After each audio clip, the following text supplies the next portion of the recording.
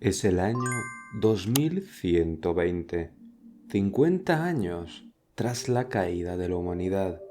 Mi nombre es Aran y como muchos otros niños nací y crecí en un búnker, escondidos y aislados del mundo exterior. Lo único que sabemos con total certeza es que fuera del búnker ya no gobierna la humanidad.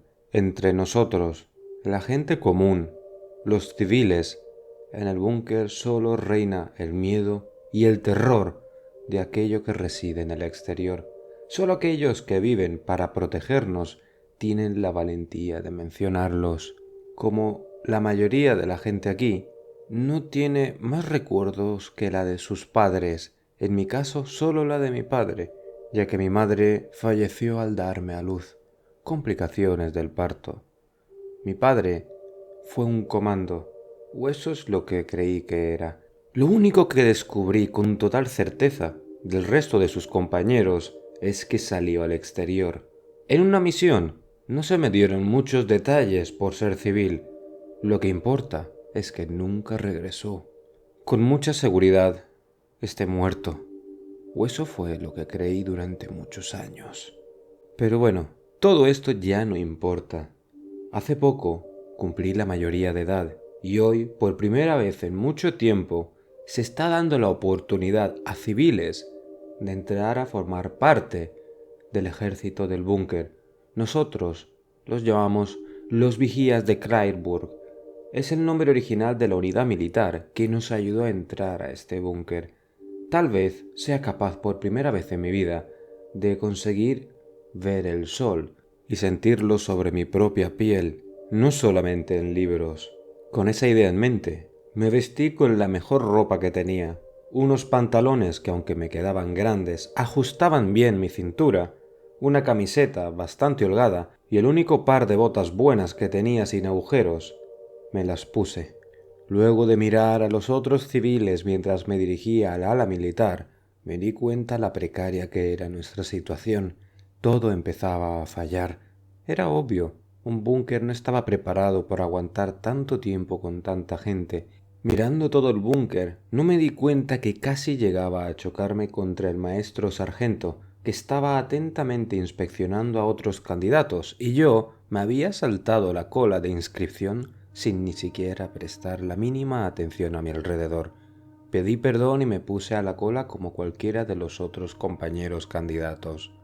La inspección era más que nada médica, para ver que los candidatos estaban en óptimas condiciones para poder hacer las pruebas físicas. El sargento miraba fácilmente a cada hombre y mujer, sus dientes, sus manos, sus espaldas, sus pies, para ver algún indicio de alguna imperfección que no lo permitiese estar en óptimas condiciones de salud para poder entrenar. Y la cola avanzaba mucho más rápido de lo que yo creía. Mientras la cola avanzaba, yo pensaba en el mantra que me había dejado mi padre como herencia. El mundo no está hecho para los débiles de mente y cuerpo. Era la frase que me decía constantemente mi padre. Sé que es duro, hijo mío, pero en el futuro lo entenderás. Cuando llegó mi turno, avancé nervioso, sin embargo con un aire de decisión. Procedí a saludar lo mejor que podía y para mi sorpresa, el maestro sargento sonrió, lleno de expectación al verme, dándome un buen vistazo, para luego agregar, «Se nota que eres su hijo. Ya han pasado 10 años y creo que no puedo impedirte por más tiempo saber qué es lo que pasó. Pero bueno, primero tienes que ser un soldado pleno». Terminó de decirme el maestro sargento, como si todas las dudas que se fueron gestando en mí durante estos años fuesen a ser respondidas todas a la vez. Tras ese último escueto intercambio de palabras, llamó por radio a un compañero para que éste le sustituyese en la guardia y sobre todo en la selección de candidatos. Me hizo seguirle por una angosta y armada sección que tenían los militares para ellos solos. Envidiaba tanto espacio. Los civiles éramos en torno a 500 personas y nos peleábamos por cada habitación, cada recurso. Los militares, según ellos, eran 100, Pero obviamente, como muchos otros, yo no me tragaba esa historia, porque sé que no se había permitido unirse a nuevos reclutas hasta ahora, incluso si eran hijos de otros militares. Sabía que este era mi momento.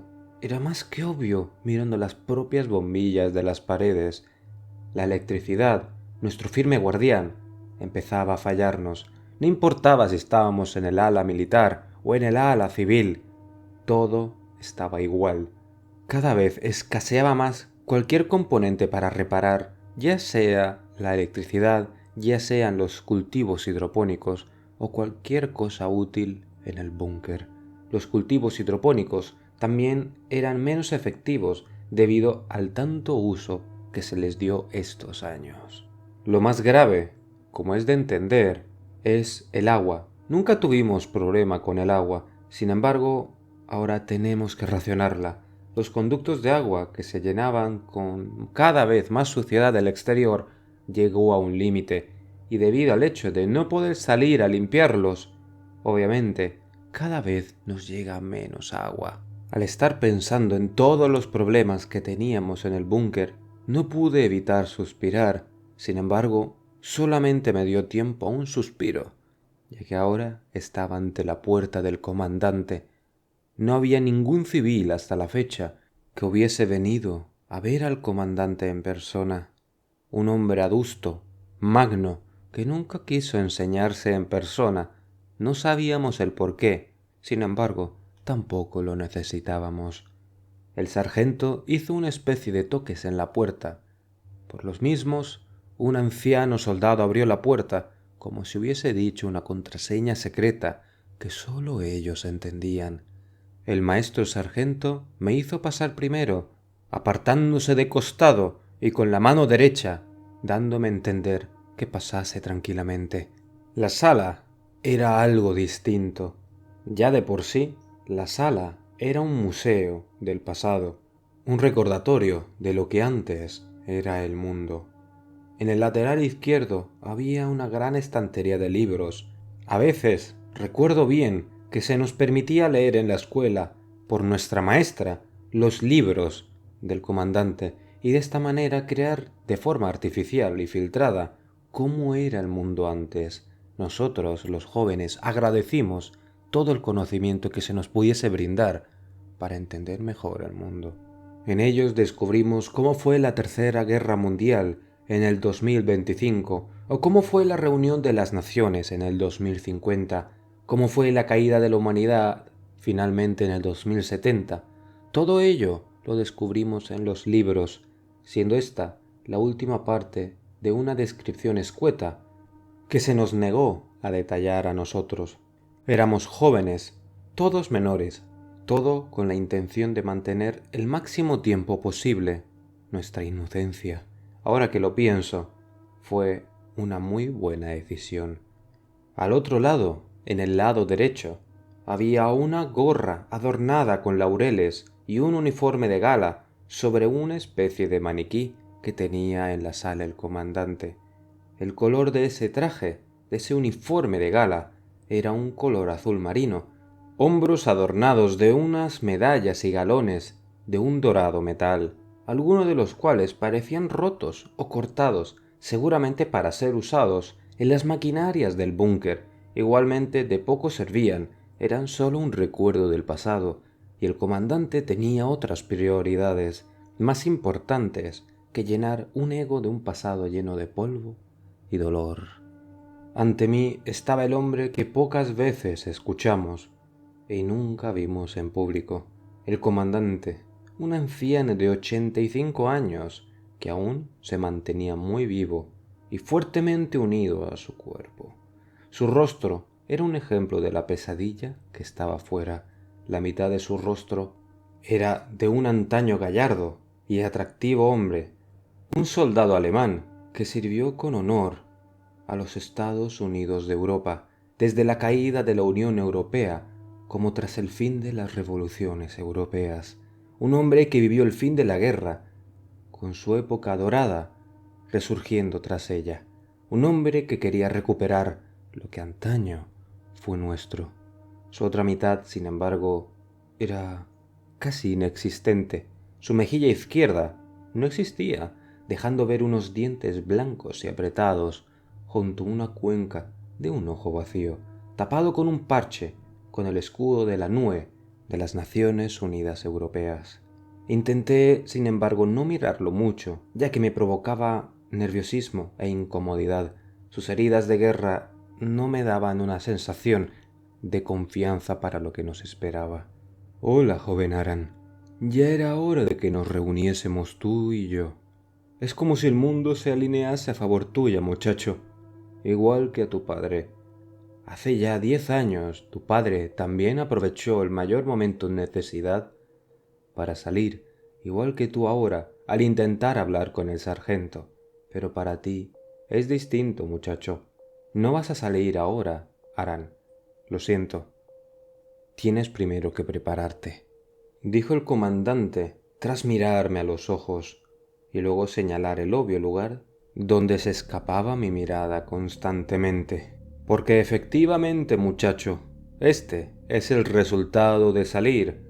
¿O no crees que tu padre es el único que salió para ver cómo estaban las cosas ahí fuera, fuera de nuestra madriguera, verdad? Dijo el anciano mientras intentaba forzar una sonrisa. No, muchacho, tu padre fue el último y ahora nos toca tomar una dura decisión. Salir más de uno, salir todos los posibles, pero para eso debemos planearlo todo bien.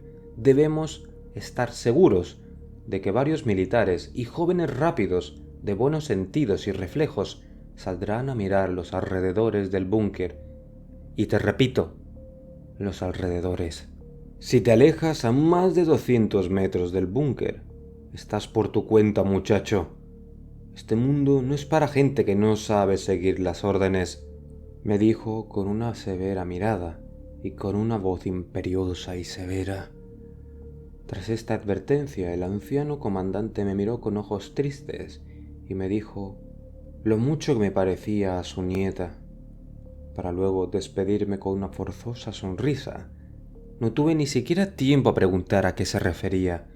¿Acaso mi madre era familiar del comandante? No tuve siquiera tiempo a plantearme esta duda. No tenía ni siquiera tiempo para poder entrenar bien. Se nos dio 6 meses para entrenar mente y cuerpo, los cuales fueron, he de admitir, infernales. A muchos jóvenes y adultos se nos permitió alistarnos en el ejército, como dije con anterioridad.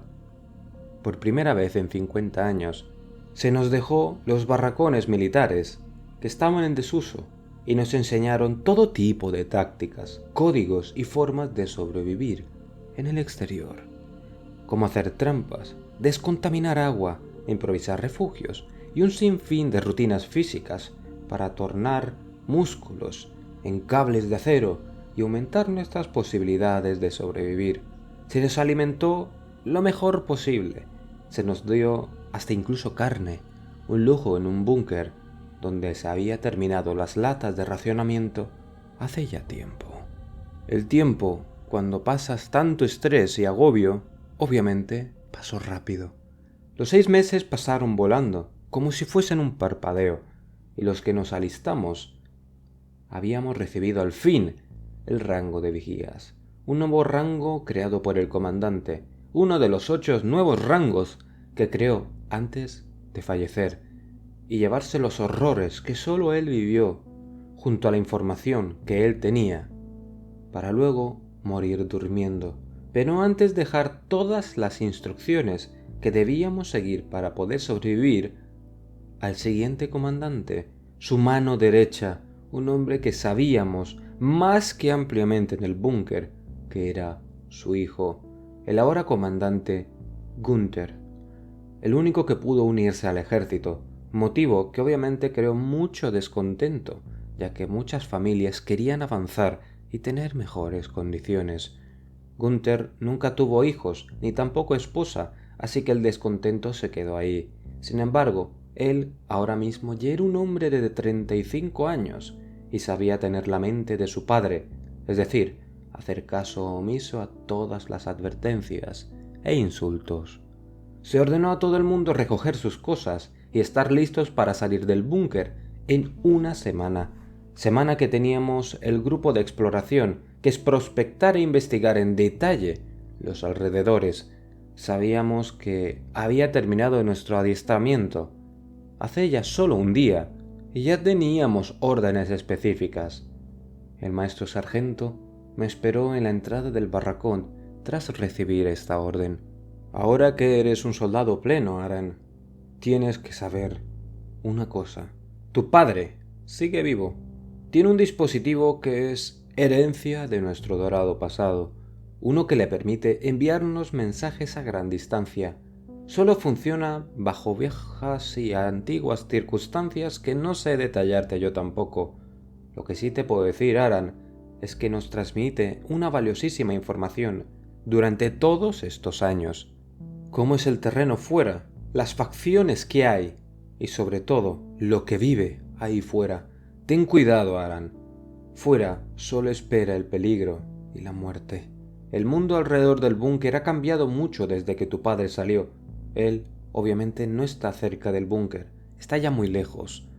Por eso no podemos fiarnos de la información que nos dio hace ya 10 años.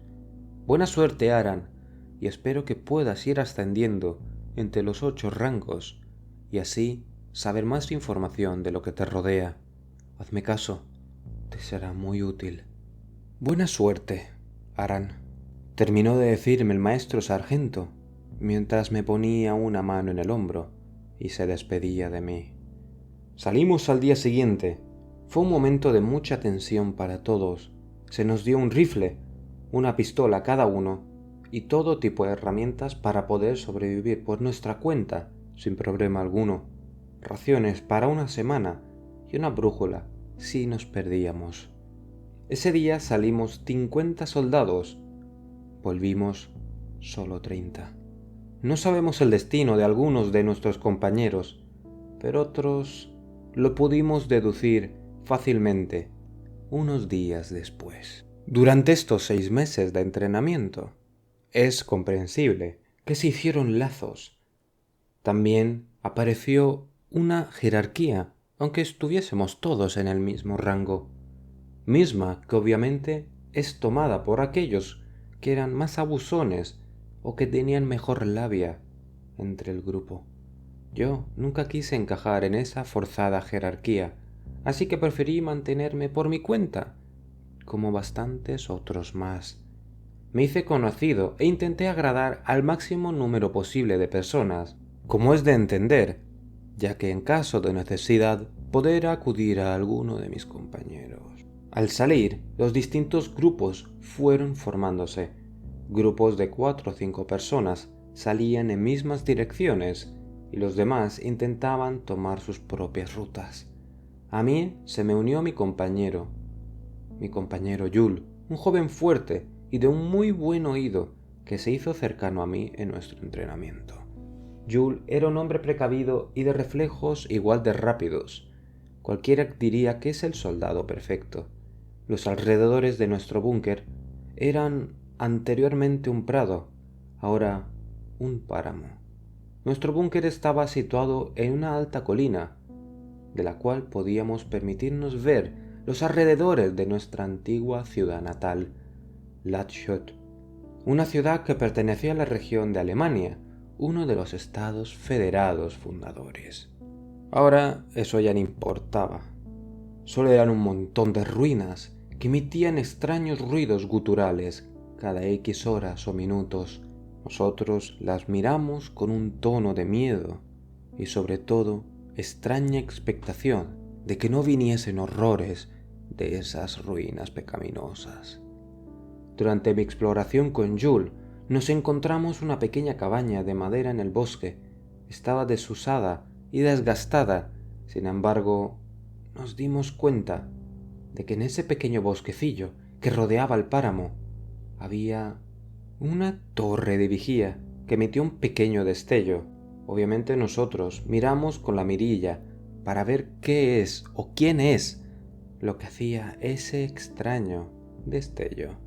Obviamente al mirarlo nos dimos cuenta de que era un anciano con una poblada barba que nos apuntaba directamente a nosotros, Al ver esta reacción nosotros nos miramos rápidamente y entendimos el mensaje. Bajamos los rifles y los pusimos a nuestras espaldas, luego levantamos las manos y las teníamos siempre al descubierto. El anciano al ver esto dejó de emitir ese destello y bajó a recibirnos. Se acercó a nosotros con ojos sospechosos, pero al ver nuestro uniforme azul militar, sonrió con nostalgia y se relajó. Con una voz cavernosa y rasposa, debido al desuso de no hablar con otro humano, nos comentó: «Son ustedes la gente del búnker, ¿verdad? Nos comentó David que saldrían en unos años». Ese hombre volvió a tener razón. ¿Conoció usted a mi padre? Sí, lo conocemos. Nos advierte de vez en cuando por las radios que tenemos algún infectado peligroso que pueda rondar nuestra zona. Pero más lejos de eso, ya no. El anciano nos advirtió que nos convenía estar alejado de las zonas urbanas. Era mucho mejor para nosotros. En ellas vivían muchos infectados, peligrosos y también en gran cantidad. Entre ellos no solían atacarse a menos que estuviesen muy hambrientos. Sin embargo, un superviviente descuidado sería una presa más que fácil para ellos. El anciano nos comentó que una vez asegurado el perímetro exterior del búnker, le avisásemos. Quería unirse a nosotros. Yo obviamente asentí con una tenue sonrisa. Sin embargo, Jules no fue tan amigable. «Señor, ahora mismo necesitamos recursos. No sabemos si podríamos garantizar su seguridad. No podemos tener obstáculos, sobre todo en esta etapa tan temprana de la nueva comunidad. Espero que lo entienda». «No necesito tu ayuda, joven. Me las he arreglado sin ustedes todo este tiempo y lo seguiré haciendo. Creo que me has entendido mal. Creo que me necesitan ustedes más a mí que yo a ustedes. Les he propuesto esto por David, no por vosotros. Nosotros le debemos mucho a ese hombre, por eso le brindamos ahora nuestra ayuda». Al terminar la frase, el anciano sonrió y se quitó la camisa delante nuestra. Su cuerpo era un cuadro viviente de cicatrices en pecho, espalda, brazos y cuello. Jules, sorprendido, le pidió perdón al anciano, mismo que solo hizo un gesto con la mano, de que no pasaba nada. Parecía ya acostumbrado a esta reacción. De manera rústica y extraña, pudimos coger la mano del anciano y estrechársela en tono de respeto. El anciano parecía sorprendido, ya que volvió a recordar ese gesto y sonrió enseñando una hilera de dientes ya rotos. Recordar su pasado de civilizado pareció hacerle bastante feliz. Le prometí que al salir del búnker le contactaríamos enseguida, para luego despedirnos de él, ya que teníamos que seguir investigando. Aún no se había puesto el sol. Aunque antes de irme, le miré a los ojos, y los vellos de mi mano se pusieron de punta. Los ojos del anciano cargaban conocimiento, pero sobre todo, sufrimiento. Nunca pensé que el cuerpo humano pudiese transmitir tanto dolor. ¿Qué habrá visto o vivido este hombre para poder expresar tanto dolor?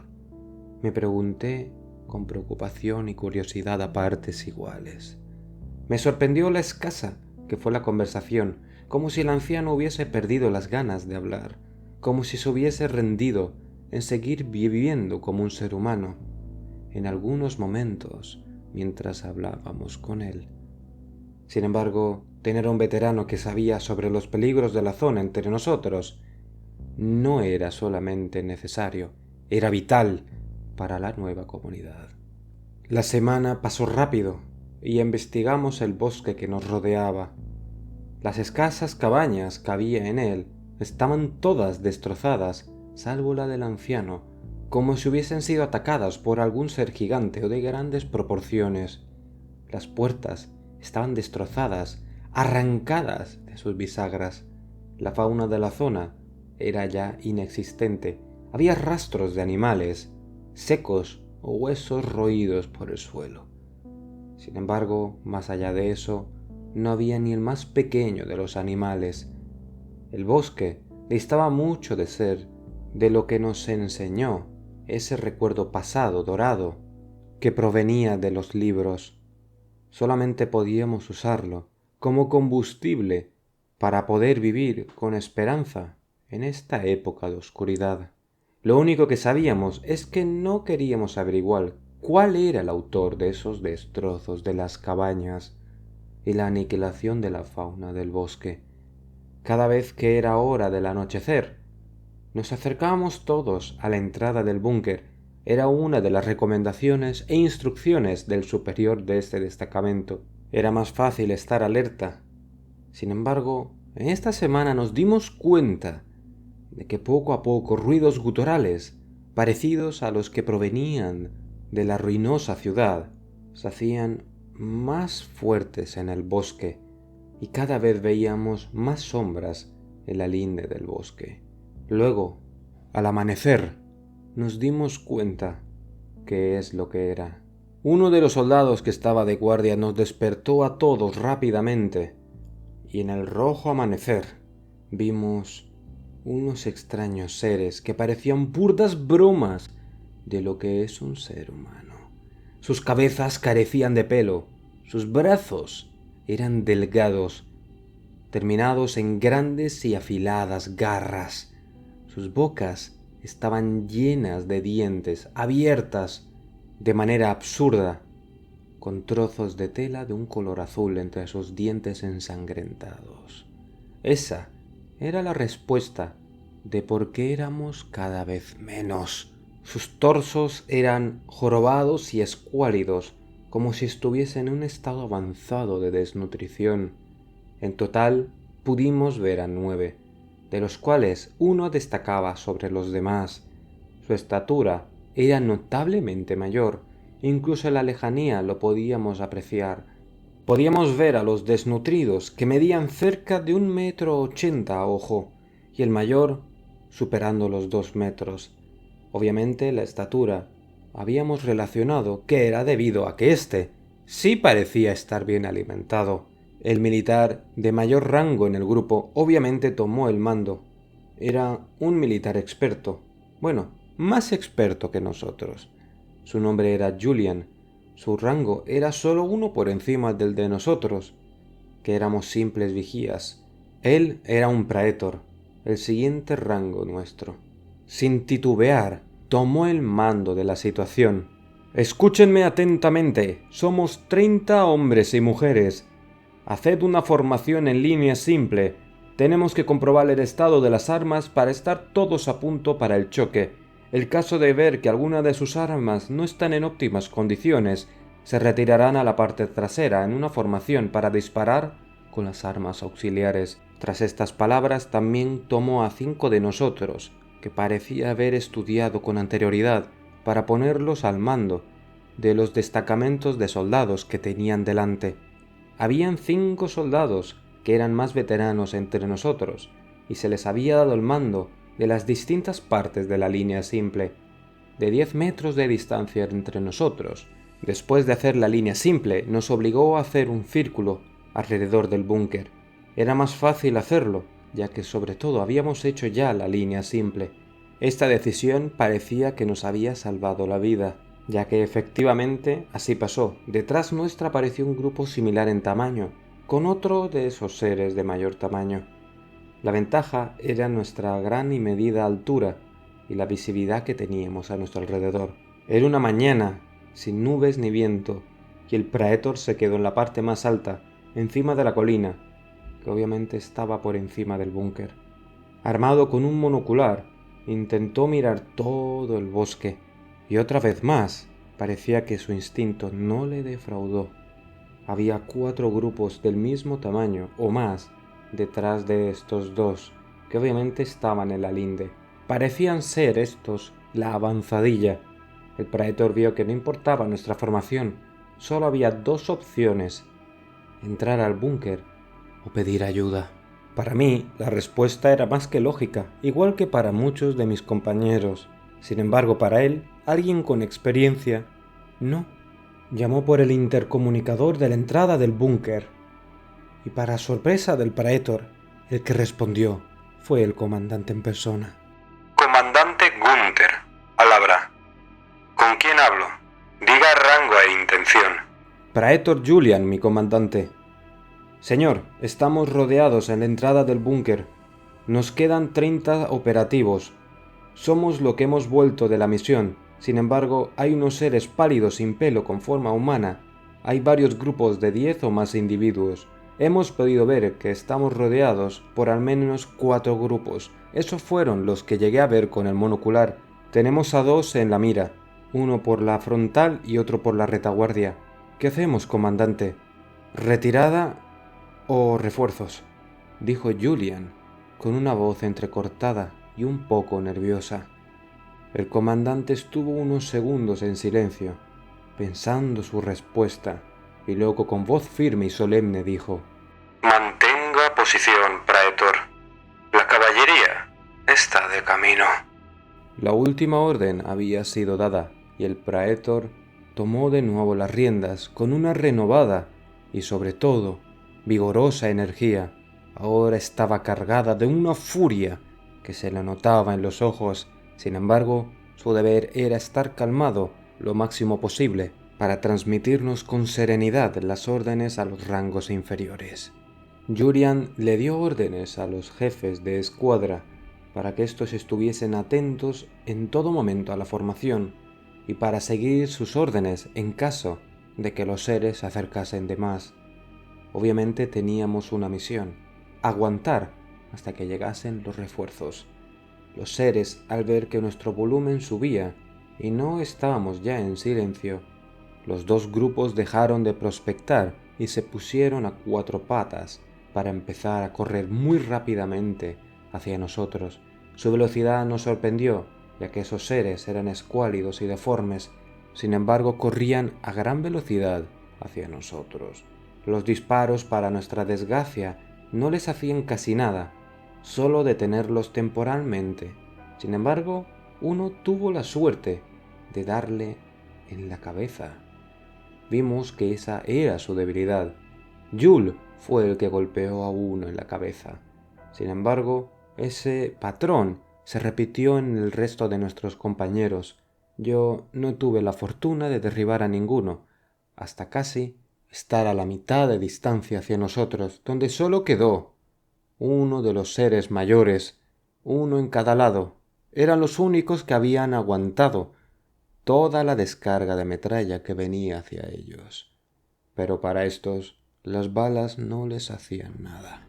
Los jefes de escuadra mantuvieron la fila estable y obviamente tomaron las riendas de la situación, ya que tenían, a diferencia de nosotros, lanzagranadas a su espalda. Tomando el arma y disparando, 2 de los jefes de escuadras en cada lado pudieron derribar a esos seres mayores que estaban corriendo de nuevo hacia nosotros. Sin embargo, 3 salvas de granadas fueron necesarias para derribarlos. Aunque la moral estaba estable, habíamos recibido un duro golpe en ella. Pero ese estado de felicidad o estabilidad duró poco, ya que vimos alrededor de todo el linde. Salían por todas partes decenas de estos seres. Mirando alrededor, obviamente nos dimos cuenta que había en torno a 100 individuos. Y para rematar más aún la moral, había decenas de estos seres de mayor tamaño. Y coronando toda esta macabra situación, había uno de estos seres, el que nosotros más tarde llamamos Goliath o Goliat. Era uno de estos seres con un tamaño descomunal, cerca de los 3 metros, que tenía una especie de piel o armadura negra por encima de su marcada piel blanca. El ser se mantenía en la retaguardia. Ninguno de estos, sin embargo, avanzó. Parecían esperar las órdenes del mismo. Nosotros nos estábamos poniendo muy nerviosos, y como es de entender, varios de los soldados que estaban en la línea desertaron hacia la puerta del búnker. Sin embargo, no tuvieron tiempo de recorrer la distancia hasta la puerta, ya que la misma se empezó a abrir. Las puertas ancestrales del búnker se abrieron y un centenar de soldados salieron. Era la guardia original del búnker y con ellos vinieron otros soldados armados con lo mejor que había en nuestro búnker, el traje Ragnarok. Una armadura inteligente que al ser unidos a un usuario solo éste podía usarlo hasta el final de sus días. No sabíamos mucho sobre este procedimiento los jóvenes, sin embargo, lo que importaba era que estaban armados, con lanzagranadas en sus espaldas, con unos brazos que no eran de carne y hueso. En los brazos reales del usuario había ametralladoras pesadas. Cada una podía marcar una diferencia entre esos seres y nosotros. En total había 3 trajes Ragnarok y 100 soldados. El comandante estaba entre uno de ellos y pasó a tomar el mando de la situación con una agilidad pasmosa.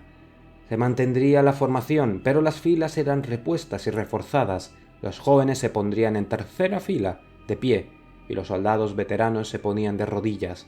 Ahora había 3 líneas. Primero era la de los hombres que estaban en el suelo, apoyando las ametralladoras para poder disparar con facilidad. La segunda era la de los soldados veteranos, armados con rifles y otras armas ancestrales. Luego estábamos los jóvenes, en tercera línea, que estábamos de pie, a diferencia de los veteranos que estaban de rodillas. Los seres de nuevo, al ver tanto movimiento y ruido, volvieron a mirarse mutuamente entre sí, esperando la orden de su líder, que tras un grito atronador que hizo moverse todo el bosque por un segundo, atacaron. Pero atacaron porque el ser les dio la orden, ya que seguramente sabía que iba a perder el control de su horda si esto seguía así. Esos seres estaban guiados por su instinto y la jerarquía no iba a pesar tanto cuando sus estómagos estaban tan hambrientos. El comandante habló a través del traje para que todos pudiésemos escucharlo con total facilidad. Escúchenme con atención. Este va a ser recordado como el primer día que la humanidad volvió a salir del búnker. No teman, ganaremos esta batalla. Este discurso motivador pareció ser efectivo, ya que los soldados estaban ahora decididos y furiosos en ganar esta batalla. Tras decir estas palabras, levantó la mano y en un alemán perfecto bajó la mano y dijo: «¡Disparen!». Todo el lugar empezó a estar lleno de disparos.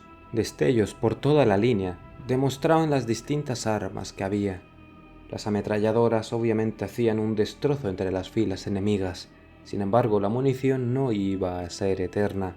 Los rifles de los veteranos parecían ser mucho más certeros que la de nosotros, los jóvenes, derribando a gran cantidad de las bestias que se estaban acercando a nosotros. Sin embargo, el ser gigante se había ocultado tras sus brazos blindados y las granadas solo le hacían ir un poco más lento. No parecía hacerle un daño aparente. Los demás trajes Ragnarok no perdieron el tiempo tampoco. Lanzaron salvas y salvas de granadas contra estos seres, derribando a los débiles. Sin embargo, los de gran tamaño habían aprendido de sus compañeros caídos y esquivaban las granadas con bastante facilidad y una agilidad extraña. Al terminarse todas las granadas, obviamente los trajes Ragnarok sacaron sus ametralladoras de gran tamaño, con las cuales sí pudieron derribar a esos seres de gran tamaño. Sin embargo, el blindado seguía sin moverse.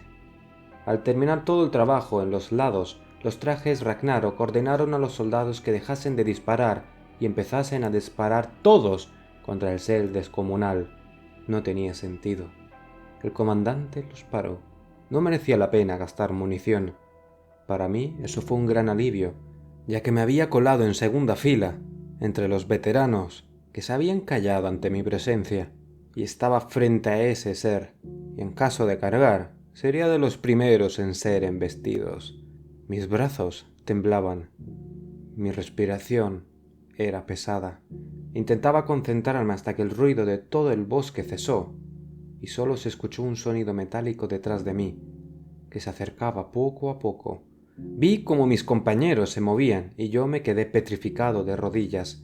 Seguía en posición, apuntando al ente que teníamos delante. Fue entonces cuando sentí un tacto frío en mi hombro. Era la mano metálica del comandante. Era el traje del comandante. Mirando a mi alrededor me di cuenta que todos mis compañeros le habían dejado espacio para que él pasase y estaban formados a los lados del mismo. Luchaste bien, Aran. Ahora te toca descansar. Ahora me toca a mí. El comandante había dejado en el suelo su pesada ametralladora y también quitó los brazos metálicos de su espalda. También quitó las cajas rectangulares que tenía por munición y de una de ellas sacó una espada que estaba doblada en sí. La tomó del mango y se empezó a desplegar delante de nosotros, tomando su tamaño máximo, la de 1,2 metros. La espada parecía una espada clásica medieval, de un color profundamente oscuro. El comandante le dijo algo a su traje, y la espada empezó a emitir un color naranja. Se había activado. El comandante la elevó hacia el cielo, y luego la puso frente a él, para luego cambiarla de costado y cargar contra ese ser. La situación había cambiado. Lo que antes iba a ser una masacre por nuestra parte, ahora se había convertido en una masacre para nosotros. Y sobre todo, si el comandante no había medido bien la situación, podría ser su fin también. Sin embargo, para nosotros esta batalla era decisiva. Si el comandante perdía, nuestra comunidad iba a tener un durísimo golpe. No solo porque el comandante estaba llevando una de las pocas reliquias que teníamos, sino porque perderíamos a nuestro líder, un hombre que en una sola acción, la de salir y dar la cara, había ganado el respeto de todos los presentes con su mente táctica y analítica. Ahora este estratega debía probarnos que no solo era un estratega, sino un gran soldado también. Él, al estar en una distancia cercana al ser, dejó de formar la estancia de protección y después de un gruñido gutural saltó sobre nuestro comandante, el cual lo esquivó rápidamente. Viendo a la bestia correr hacia él, se apartó en el mismo instante que éste casi le roza, esquivándolo a escasos centímetros, y de un revés de su espada cortó uno de los 4 cuernos de ese extraño ser de color negro, motivo que hizo gritar al ser con una furia indescriptible. Giró sobre sus pasos casi en el mismo instante que el comandante le había cercenado su cuerno, intentando cortarle con una de sus garras. Su alcance era mucho más largo que el de sus compañeros. Sin embargo, no valió de mucho. El comandante lo bloqueó y vio como una de sus garras caía al suelo, dejando una estela de humo a su alrededor. El comandante mantuvo la espada recta en ángulo de defensa hacia el ser, una postura que nos daba a entender que era más defensiva que ofensiva. Esta vez había que dejarle rabiar al ser contra sí mismo, sobre todo porque si perdías la paciencia, podrías recibir un golpe fatal. El ser, sin embargo, no cayó, no era tonto, no solamente era el jefe de esos seres, sino que además también probó tener una inteligencia casi humana. Hundió sus manos en el suelo y empezó a arrancar grandes trozos de tierra, que aprovechó para tirárselos al comandante. Obviamente él mismo los cortó en el aire, pero el ser aprovechó la apertura del mismo, ya que al lanzar el trozo de tierra, él cargó tras ellos y sorprendió al comandante. Él parecía que se esperaba la jugada y activó unos pequeños motores que le hicieron saltar por encima del ser a varios metros de altura y luego caer tras él mismo. El monstruo, al ver que su ataque falló, golpeó al comandante de costado justo cuando éste caía. Intentó obviamente absorber el impacto, poniendo la espada por delante, pero no fue suficiente para parar el golpe, y su mano soltó el agarre de la espada. La espada cayó al suelo y se desactivó. Sin embargo, empezó a arder el suelo debido al fuego de la misma. La escasa hierba alrededor no tardó nada en prenderse y dejando una estela de fuego, para luego convertirse en un círculo tras los 2 duelistas. Ese maldito ser se puso nervioso ante el fuego, le empezaba a gritar y vociferar, intentando alejarlo de él. El comandante dolorosamente se puso de pie y entendió la situación. A ese engendro no le gustaba nada el fuego e ideó un plan para poder acabar con él. Viendo cómo el ser tiraba parches de tierra al fuego, el comandante se intentó acercar poco a poco hacia la espada.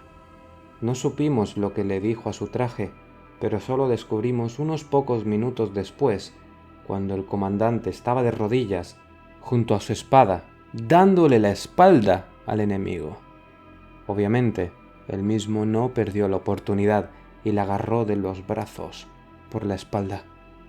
Iba a arrancarle la cabeza de un mordisco, ya que esa era su intención. El comandante volvió a murmurar algo en su traje, mientras este ser lo levantaba por los brazos y empezaba a estirar y a estirar. Muchos de nosotros, viendo la escena, estuvimos a punto de empezar a disparar. Sin embargo, los altos rangos, que portaban 2 trajes, nos ordenaron que bajásemos las armas. Ellos sabían el porqué de la extraña actitud del comandante. Sabían su plan. El comandante, que tenía detrás de él unos propulsores que nosotros no habíamos visto hasta este momento, se incendiaron y hicieron la escena un infierno, ya que le dieron un golpe de pleno en el torso a ese ser y hizo empezar a arder como si fuese una antorcha, soltando al comandante y rodando por el suelo, intentando apagar las llamas. Sin embargo, parecía como si las llamas cada vez se incendiasen más a gran velocidad por su cuerpo. El comandante, que cayó sobre sí mismo, intentó incorporarse lo antes posible. El comandante empezó a rodear poco a poco al ser, viendo cómo éste se transformaba en una horripilante barbacoa macabra y no se movía más. El comandante estaba lejos de ser un incauto que se acercaría sin más al ser. Sabía que tenía que comprobar si estaba vivo. Tomó una granada que tenía escondida en uno de los compartimentos del traje. Tras quitarle la anilla, se la lanzó al desagradable ser. El disparo impactó y probó que el instinto del comandante era correcto. El ser aún estaba vivo y lo quería obviamente emboscar. Cargó frenéticamente hacia el comandante con el rostro sin mandíbula inferior, pero no calculó bien la distancia con el comandante, que se había apartado de nuevo de su trayectoria, igual que al principio. Pero esta vez, la espada, aún estando desactivada, cercenó el descubierto cuello del ser, que ya no estaba protegido por el blindaje negro. El corte fue limpio, y el claro se llenó de silencio, mientras el comandante caía de rodillas. El segundo al mando, el capitán Barent, tomó un equipo de 15 hombres, entre los cuales estábamos Jules y yo, para acercarnos al comandante, escaneando los alrededores. El capitán había dejado de lado su armadura Ragnarok para poder ser más flexible en sus movimientos. Sin embargo, para mí era mucho más intimidante e imponente este hombre sin la armadura puesta. Para mí no había mucha diferencia entre si tenía o no tenía el traje. Con una voz atronadora nos hizo formar un círculo alrededor del comandante, mientras él ayudaba al mismo, que sangraba por los costados, a salir del traje. Nos ordenó a varios de nosotros ponerlo en una especie de camilla improvisada y a llevarlo dentro del búnker. 4 de mis compañeros se llevaron al comandante y el resto de nosotros nos llevamos al traje. Los que llevamos el traje nos ordenó que esperásemos en la entrada del búnker. La batalla había finalizado. La victoria era de la humanidad. ¿Pero a qué costo? ¿Acaso había más de estos seres? ¿Cómo nos protegeríamos de ellos? ¿Cuándo nos iban a atacar de nuevo? ¿Iba a ser de noche? ¿De día? Las preguntas nos invadían a todos por igual. Obviamente el comandante había logrado una victoria, sí. Había hecho que esta dantesca situación fuese manejable. Defendió nuestro honor con disciplina y análisis marcial, pero esto apenas pudo ser suficiente para lograr la victoria. ¿Qué haríamos ahora si él fallecía? ¿Nos habíamos quedado sin comandante? ¿Cuánto tiempo iba a estar fuera? Los 2 capitanes se miraron rápidamente a los ojos y Barent tomó las riendas de la situación. «Soldados, no tengáis dudas. Este es el primer paso. Somos los herederos de este mundo y nos hemos probado hoy. Y hemos vencido. El comandante estará bien, no se preocupen, no es tan grave como aparenta. Saldrá de esta, igual que lo hemos hecho nosotros. ¿Acaso hemos tenido una sola baja? No, ¿verdad? Así será de ahora en adelante también. Mantengan la compostura, damas y caballeros. Los soldados, que aún seguían en shock, se unieron a los vítores de victoria, y los ánimos se calmaron un poco, aunque yo sabía en el fondo de que todos actuaban para darse coraje y ánimos para afrontar lo que vendría a continuación. Yo, sin embargo, en esta macabra situación, me di cuenta de dos cosas. Para poder sobrevivir en este mundo no era tan complicado, solo si lo hacíamos como tenía que hacerse bien, con silencio y con planificación. Estos dos elementos probaron ser mis mayores aliados mientras yo buscaba a mi padre. Ese iba a ser mi propósito, buscar a mi padre y ser el nuevo comando que iba a advertir al búnker de los peligros que había en este mundo. Muchas gracias por escuchar este relato. Este es el prólogo de mi nuevo libro, El diario de Aran, que espero publicar este año. El libro tendrá capítulos extra, como es de entender. Espero que te haya gustado esta historia y por favor, si es así, deja tu like, tu comentario y compartir. Tu apoyo es vital para que este canal siga creciendo. Te ha narrado Raud y espero que tengas muy buenas noches.